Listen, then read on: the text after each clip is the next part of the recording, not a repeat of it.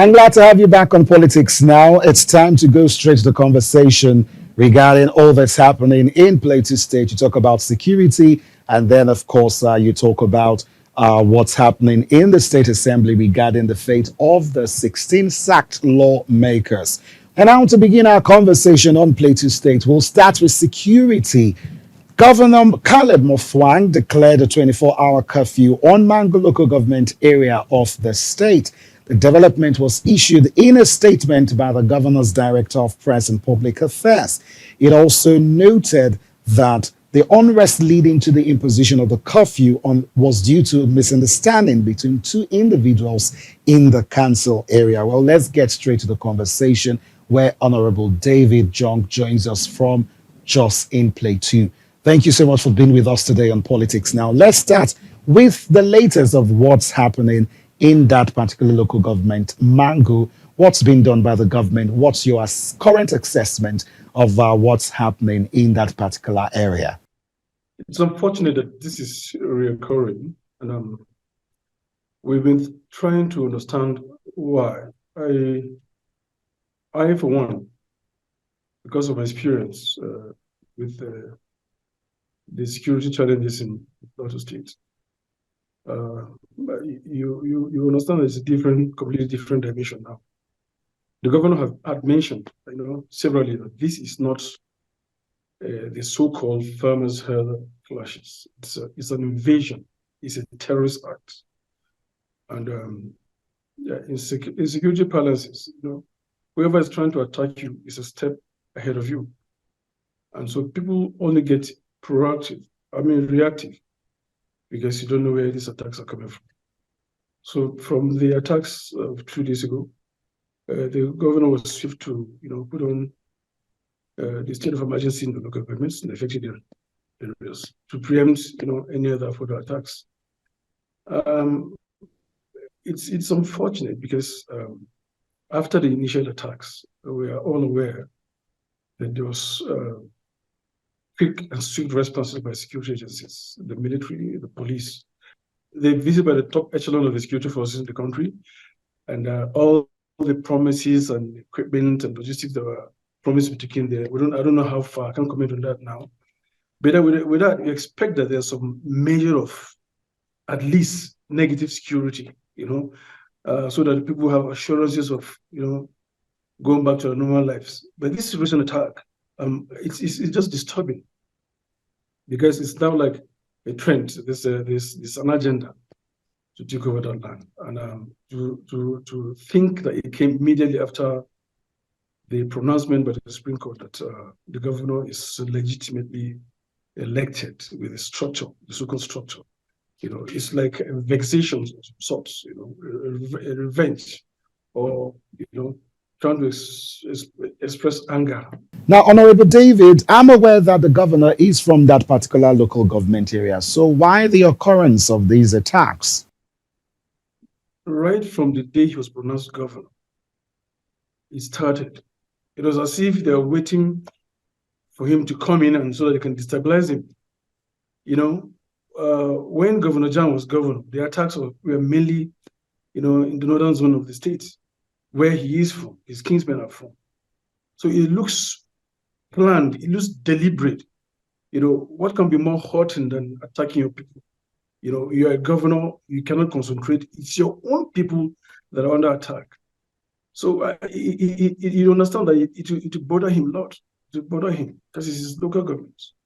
Still on the root causes of these attacks, Honorable David, Honorable Dave Hong went on national TV and he said that mineral resources, is one of the reasons why we keep seeing this lingering insecurity in the state. What do you have to say about that? Like any other so-called chief security of the state, somebody described him as glorified executive protocol officers. You are given the title of a chief security of the state, and there's nothing you can do about it. What else can you do than to liaise with the federal authorities, to fathom ways to address the issues? They're very perennial. He's not from a place where you could say there are, significant quantities of mineral resources, but this great farmland, it's very arable, it's very productive culturally. When people want to take over a place, there are a lot of motives. And Plateau State has been described as a place, a healing ground for even cattle. When people migrate with their cattle to Plateau State, the lush grass itself and the waters are healing to the cattle. So they flourish, they produce more, and it's a very envious environment. So you look at all the push and pull factors that are attractive to people to come to Plateau State. But beyond that, it's just not to nurture your economics, but to also take over people's property, to make it permanent. That is very disturbing. Displaced people take over their lands and their property and convert it to yours under the watch of government. It's disturbing. Now, I know you're a member of the PDP, and of course, Governor Mufwang is a sitting governor who was elected under the platform of the People's Democratic Party. I want to ask you what his government is doing regarding deploying security operatives across the hotspots of where we have these challenges. It depends on government at what level. When you say government has failed, at what level? Because Governor Caleb can only provide logistics. He cannot give command. The command will come from the center. So these questions will best go and be answered by the military authorities, the police authorities. Have they done the necessary deployments to the flashpoints, areas? Has the governor at this level given the required logistics for them to meet all the requirements? As far as I'm concerned, nobody has given any excuses that they have not been mobilized properly by the state government, but the personal mobilization comes from the federal government, and that is where the questions will go to.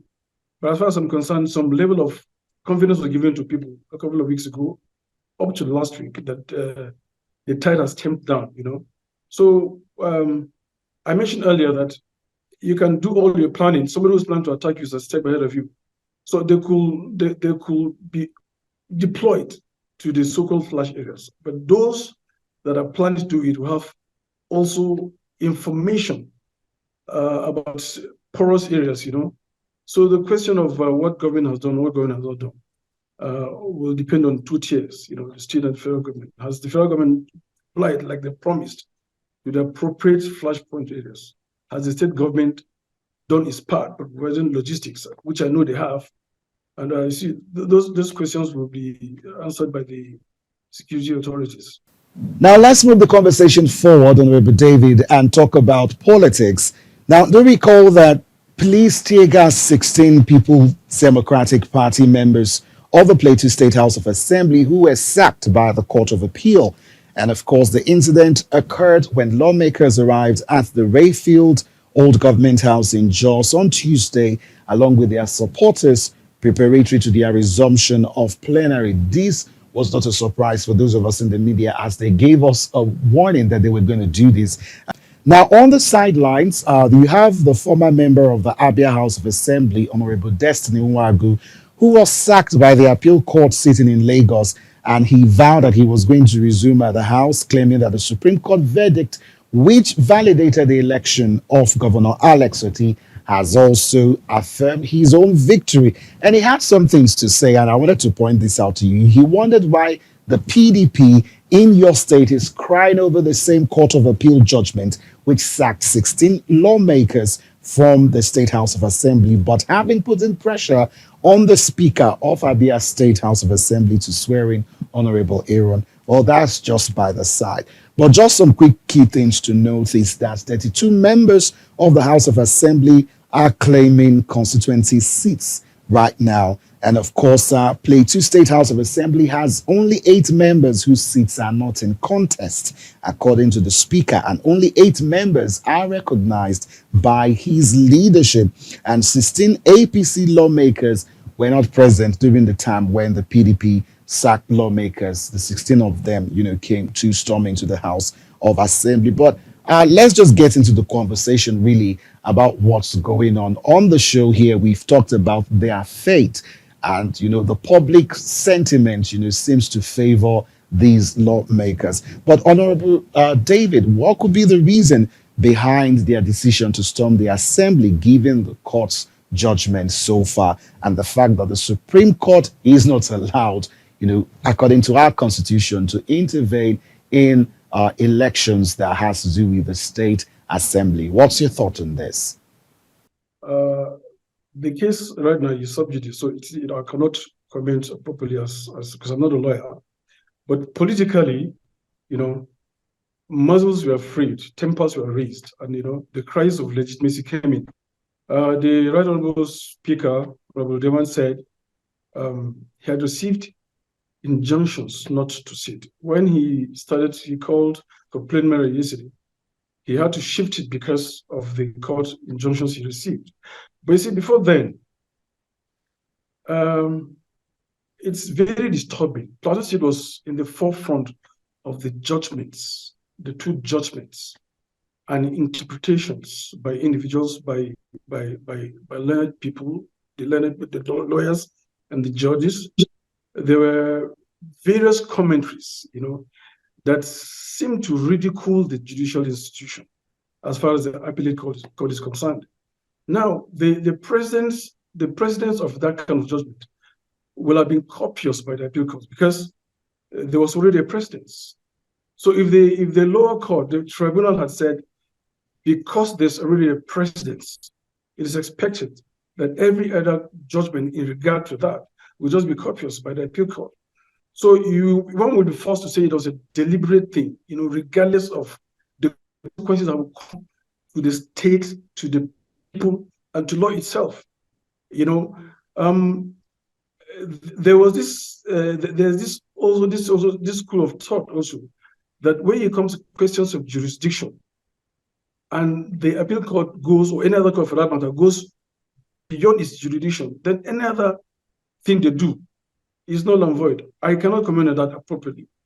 But then, like I said, everybody knows there was already a precedent by the Supreme Court as far as the interpretation of this and similar judgments were done.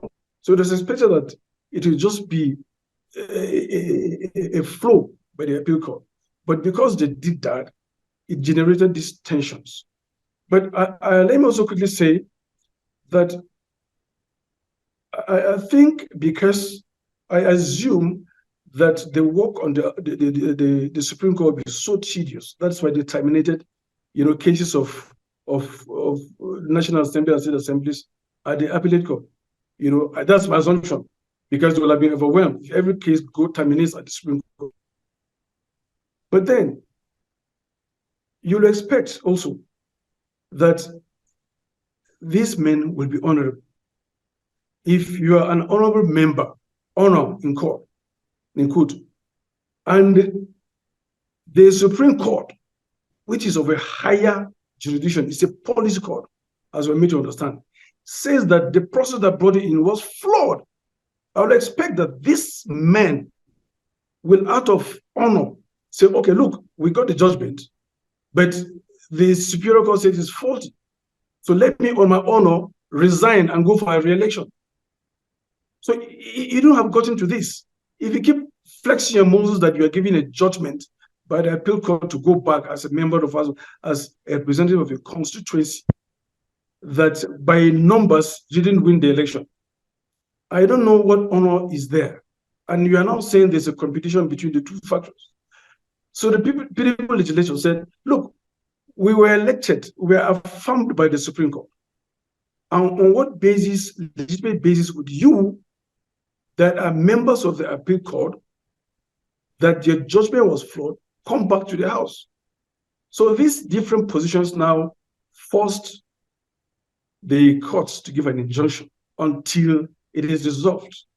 I don't know if you know what I'm saying. Yes, until it is resolved. That's why plenary has been suspended till further notice, hoping that these issues will be resolved. All right, Honorable David, let me bring to you the response of the APC. In their words, they said the 16 former PDP lawmakers were making a caricature of themselves as they had their empty threat collapse like a pack of cards as the law enforcement agencies demonstrated maturity in handling the issue. Talking about maturity, what is your response to these comments from the APC in your state? Well, I just think it's ridiculous. I mean, you are making the people that were legitimately voted to look as if they're desperate.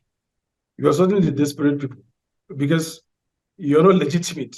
I mean, I just pray, like it's been said, that there could be an opening for this anomaly to be addressed by whatever means. I'm also hoping that the Justice Onogen Committee will do justice to this, to correct all these ills. You cannot flex your muscles and say, look, these guys are desperate. They came to forcefully occupy the House of Assembly, and they felt like they just said they went with the people. People said we voted for them. What is your claim that you are a legislator of the appeal court? I mean, it's a shame. You don't say that. You just bury your head in shame and let the process be done with, since it's already in court. Let it be done with. If the court said, look, there was an error, okay, let's go back to status quo. Or there's nothing we can do about this, go back. And then we'll say, okay, let's do the 4 years with you, knowing that you were there because of a flawed judgment. It's not your fault. It's at whatever level that you got these judgments from. So it's not a pleasant thing to say. It will end up even making the two factions get messy. Honorable David, it's very important we talk about solutions. Moving forward, how do you envisage this crisis being solved? Well, like I mentioned earlier, it's sub judice now. There's an injunction, and I cannot predict until the process is done by the courts, until one side is said to be right or wrong. So I'm not in the position to comment on that now, sir. Still on solutions, can both parties work together by coming together rather to have conversations on the way forward regarding this? I think the finality of this could only be one position. It's either they're allowed to go to the House and be inaugurated because of the appeal to court judgment, or if there's a review, they'll be told, gentlemen, please step aside because there was an error in your judgment. That's all. But I don't think there'll be some sort of unity, like let's compromise and agree. It has to be legally done because everybody is claiming rights. Still on solutions, can the people have any role in this by, pressuring the court to do something? What do you think the people of the Plateau state can actually do in this particular situation? The people are just the electorate. The only role they can play is this another election. Like we're going to have the 3rd of February, the rerun of the Plateau North senatorial seat and the House of Representatives of Just North and Bassa. So you see where I'm going. These funny judgments. In one instance, you say they should be run here. In another instance, you're bringing people down. I mean, that's ridiculous. The same court, different judgments. And what do you make of that? And the electoral body, INEC, has to accommodate everybody because the judgment says all parties should participate.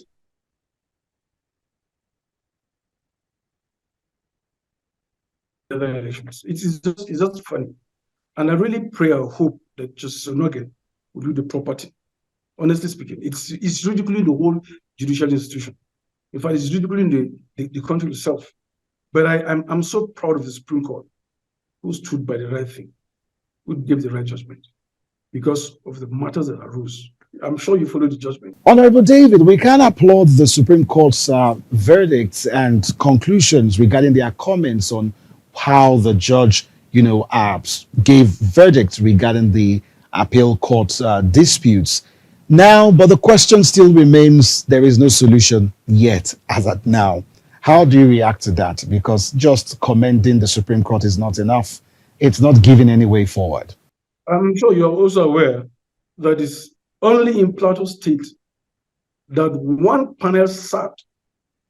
appeal panel sat to determine all the cases for the State Assembly, the National Assembly, and the governor. It's ridiculous. Even when the PDP at the national level complained and said, why should you do this to us? It doesn't happen anywhere. It doesn't happen anywhere. The Supreme Court did its job. It cannot say we are giving punishment to the judges that erred. We are telling you this is the right thing to be done. It's left for those people who defaulted to say, look, we are sorry, we are at fault. Let's revisit this thing out of dignity.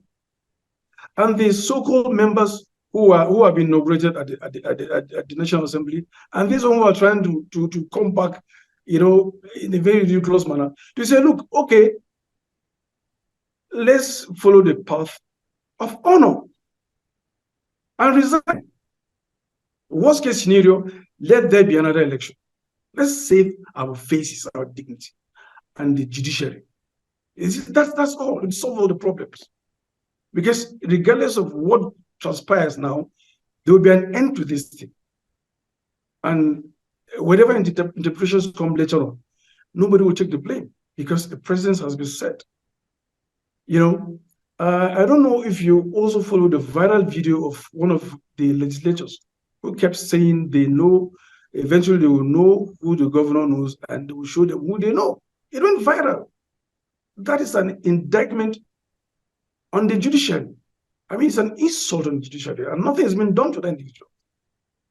This is the level I've gone to in this country, that we could just speak at will to a very independent and honorable body, like the judiciary, and nothing's been done about it. You understand? So let's wait and see where this goes. And we hope, I keep saying, I hope, I pray Justice Onogen will do justice to this and give the appropriate reports. Honorable David, it's sad, as you have put it, but at the same time, how does this impact governance in the state? Thank God the budget has been passed, but how is this going to affect governance? I'm happy you said the budget has been passed before all this. So I'm sure it will affect governance, but not in a very significant manner as to, distract him. Governor Mutfang came at a point where people had lost hope in Plateau State. And if you've been reading commentaries from people, stakeholders, elders, youth, women groups, religious bodies, what he has done in 7 months is unprecedented.